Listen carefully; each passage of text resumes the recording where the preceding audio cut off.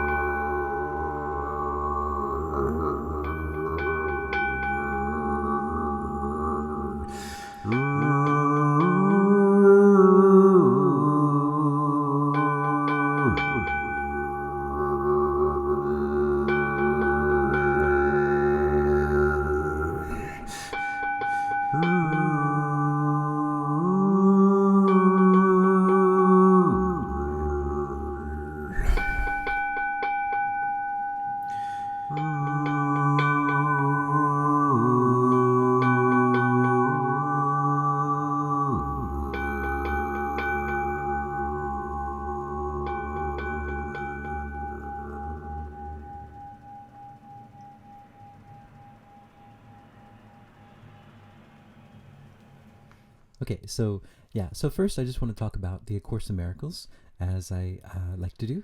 And so today I'm on lesson number 32, and lesson number 32 is I have invented the world I see.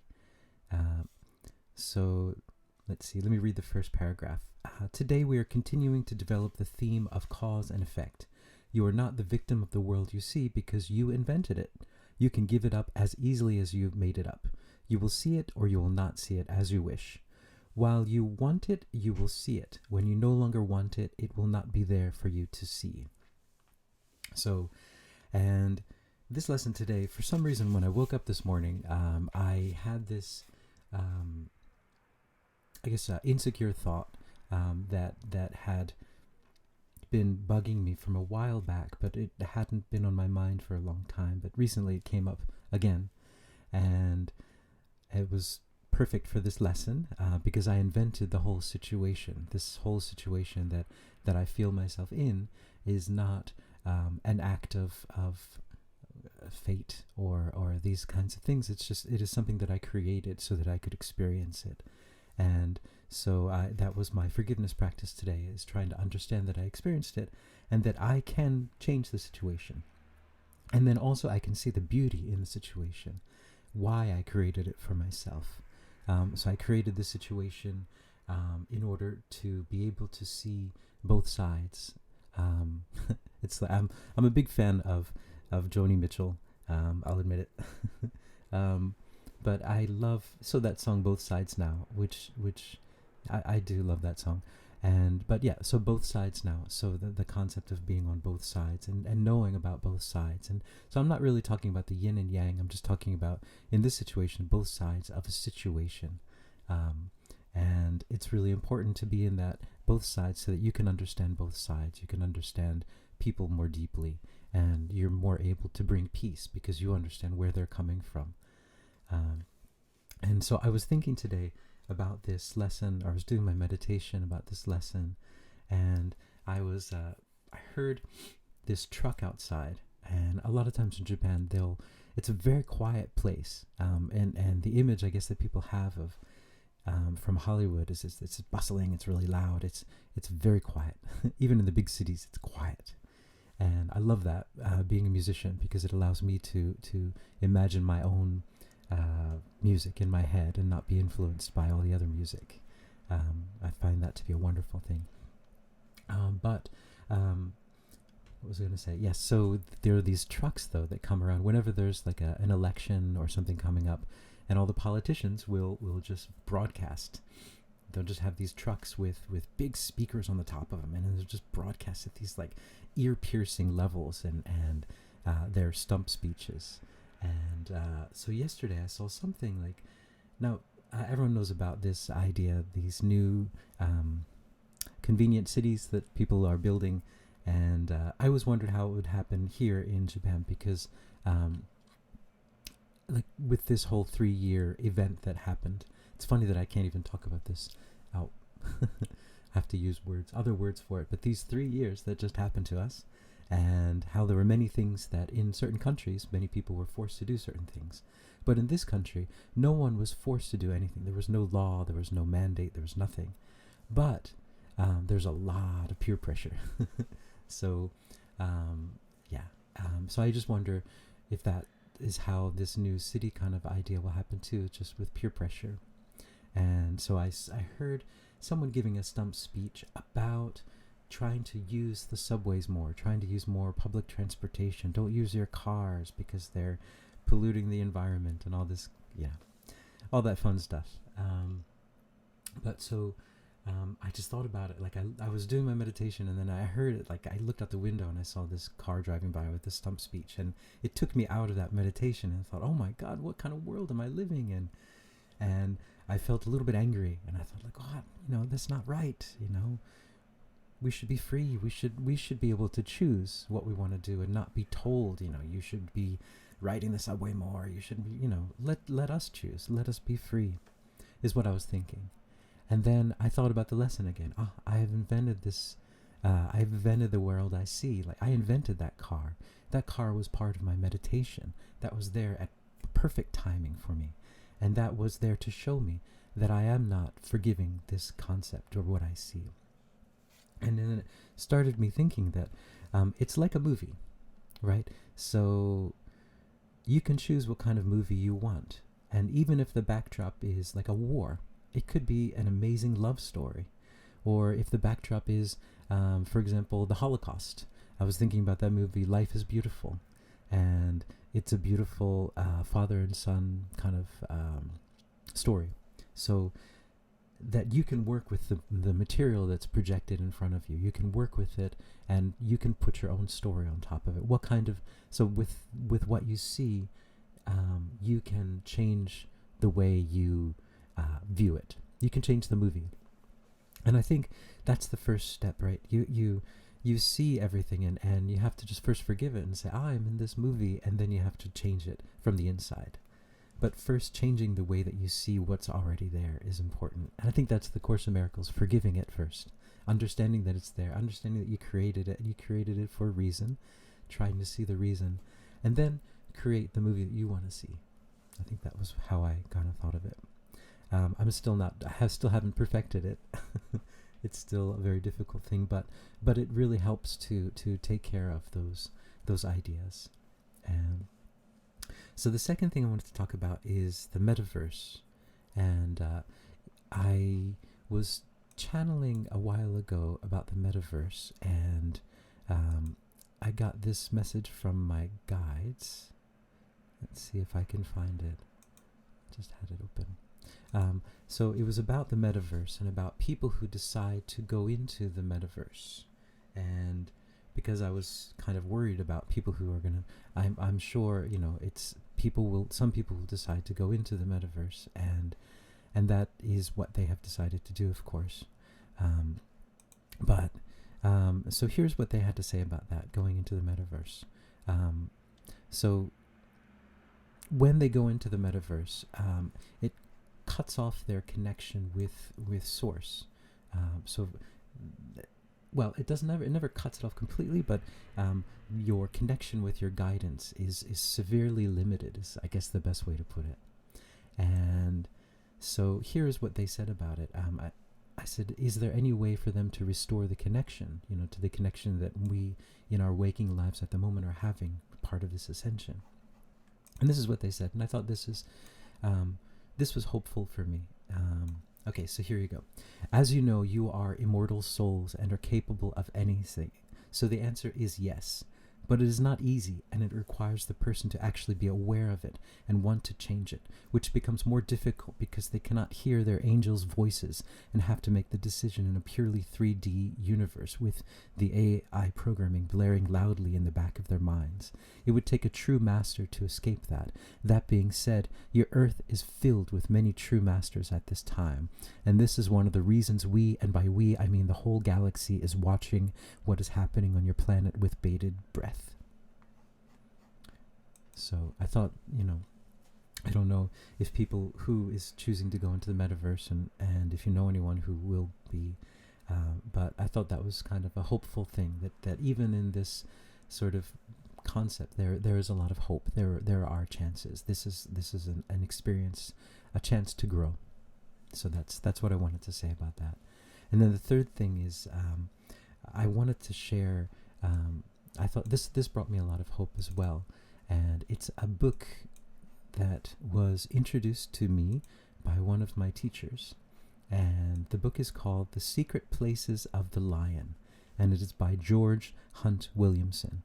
And I'll put a link down in the bottom.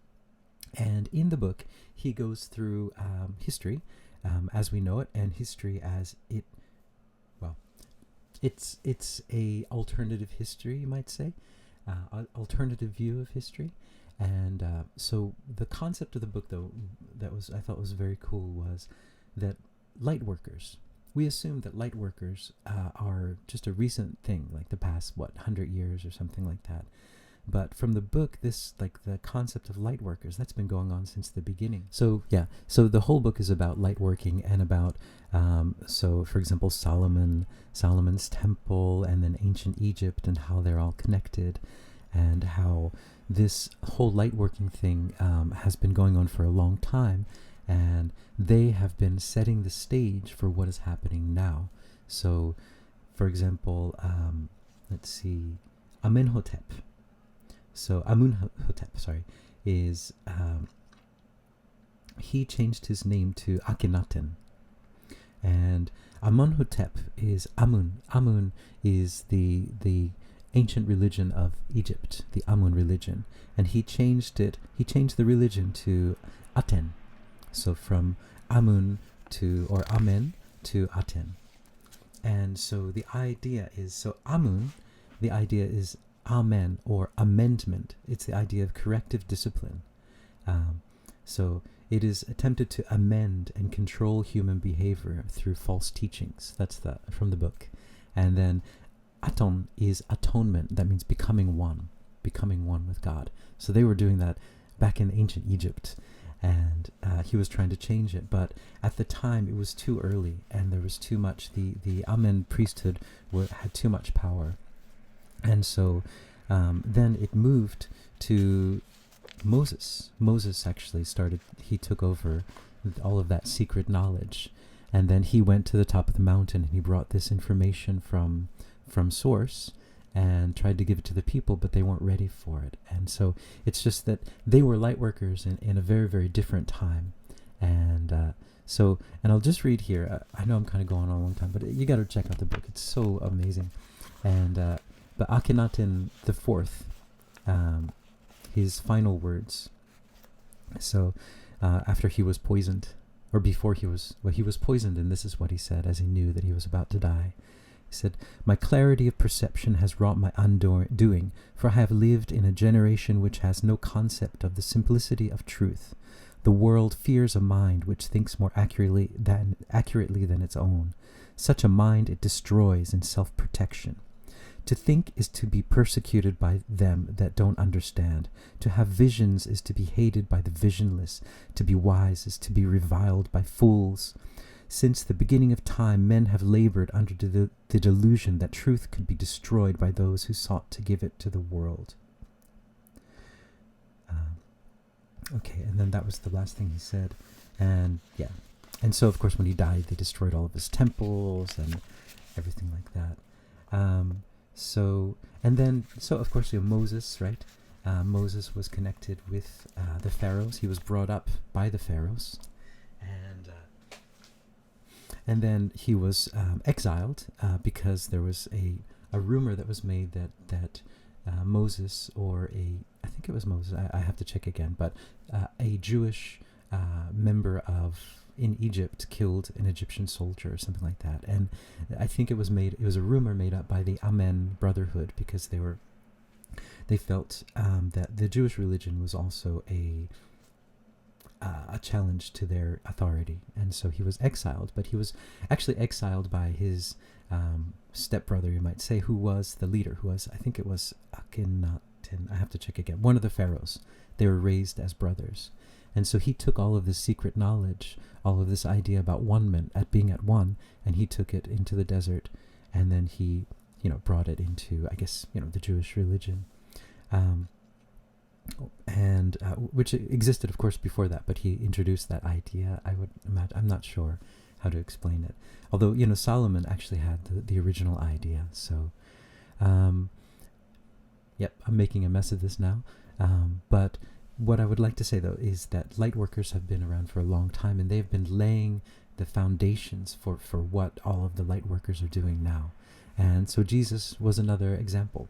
He came in a time where people were not really ready for his message, and he was able to get some followers, and he created this amazing movement.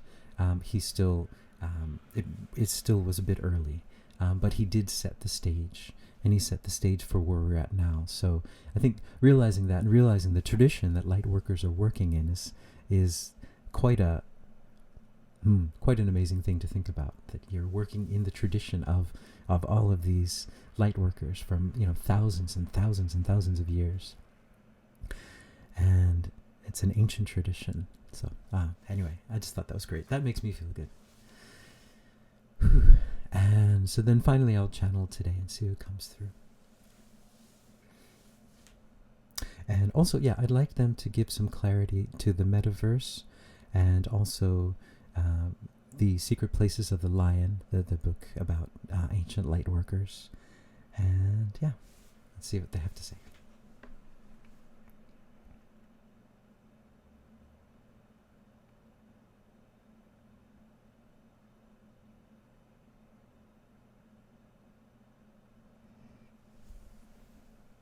Greetings. It is I, Isis. And you forgot about me. I am another of the light workers. One of the, I would say, most overlooked light workers, as I am the feminine aspect of the light. And the feminine aspect of the light has been, we might say, shaded, has been covered, has been veiled as the veils that you put over your face to cover your face. It is a veil. We have been veiled, and that is okay. We understand how these things work, how the cycles of history have gone. But we would like you to know that this is part of the concept. This is the feminine, and this is the masculine in all of you. It is not one person is feminine and one is masculine. It is both of them joined inside of you, and that is your great power that you have. Your ability to join them together. And this is not about the physical body. This has nothing to do with the physical body. Be not confused by this concept. You are both joined inside, and that is a wonderful thing. And sometimes there's more of one and less of the other, or less of one and more of the other. And these are all beautiful, and these are all parts of you. This is your expression of your soul, and this is your amazing artwork. This is your creation. And so we would ask you to love that part of yourself, to understand that it is both. And so this concept also goes on to the idea of yin and yang inside of you, balancing both sides, balancing the powerful energy, the fire energy, and then balancing the moon energy, the energy that takes in and the energy that puts out energy. And so this is very, very important for all of you to understand that as light workers, you are here to join the feminine and the masculine inside of yourself, and that this is possible, and this is part of this light working journey, and this is part of what I used to teach to my students and to teach to all of the students that I've had throughout the generations. And so this teaching and this learning is also very important. It's coming out to light more. There's no reason for it to be hidden anymore. It is free. It is free for all of you to be shared and to be understood. And so this is what we would say about the light working, about light workers. I am one of the light workers. I was setting the stage and setting the feminine energy, pouring it into the canals of the ley lines of the earth in order for it to be, in order for it to come now, to come up now in this time where it is most needed, where you need to take a step back. And you need to just take a step back and just accept and understand what's going on without charging in and attacking. And charging in and attacking, there's nothing wrong with that. But there's a time for that. And the time now is for just taking a step back and feeling at peace and acceptance. And then using your divine masculine to feel that power and to not act on it, to not feel that anger, but feel that divine peace, which can only come through the fusing of the feminine and the masculine.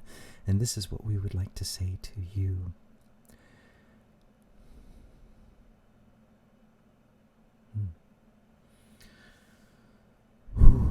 She's very intense. So she didn't really say anything about the metaverse. I don't know if that's. Maybe I'll ask. Let's see. Okay, so Isis, can you speak about the metaverse?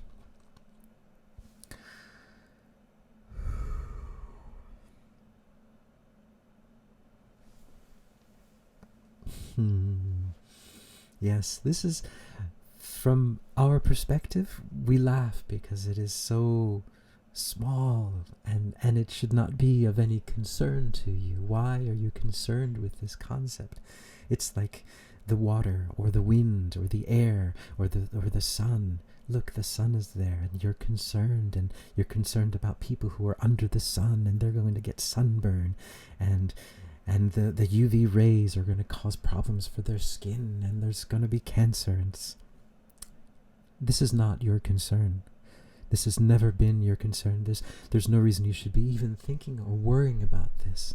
This is just a thing that is out there, a choice that people have made, and that is fine for them, and that is not your place to even look into, we would say. Because there is so much on your plate that you need to be looking into rather than looking into this. This is a diversion. This is a diversion from what is really going on in front of you, from your true feelings, from your emotions, from what you see. This is just a diversion that's placed there to take you away from that. And this is what we would say to you. Treat it like everything else. It's the wind. It's the sun. Let it go. It's a wave. It's something out there, and that's all. So that would be our advice to you if you are so inclined to take our advice. And if you would like to look into this world, which you seem so interested in looking into, which has nothing to do with you, we would say that as you have been given the guidance, the people who choose to decide to go in there have chosen to go in there for the experiences that they will have there. And this is nothing for you to be worried about. And this is something that, if you were able to see it from our perspective, you would laugh, because it's just a choice. It's just a simple choice, but it doesn't affect all of you in any way, because you are all one with Source. You've never left Source.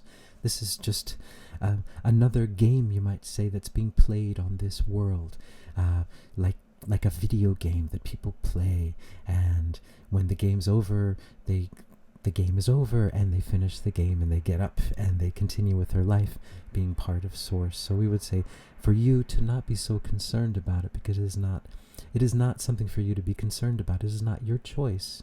So be concerned more with your choices, because there's so much coming for you, and there's so much coming for all of you. And so please, we would recommend for you to please to try to stay focused on where you are in your world, because there is so much coming for you and so much wonderful energy that is there for you to take advantage of and to create with. And don't be bothered by others' creations. Alright, yep, alright, so there you go. ISIS's take on the metaverse. Very, very intense. Very, when she comes through, very, very kind of emotional, I guess. Yeah, but not, yeah, I just feel like crying. It's, yeah. Alright, so anyway, ciao.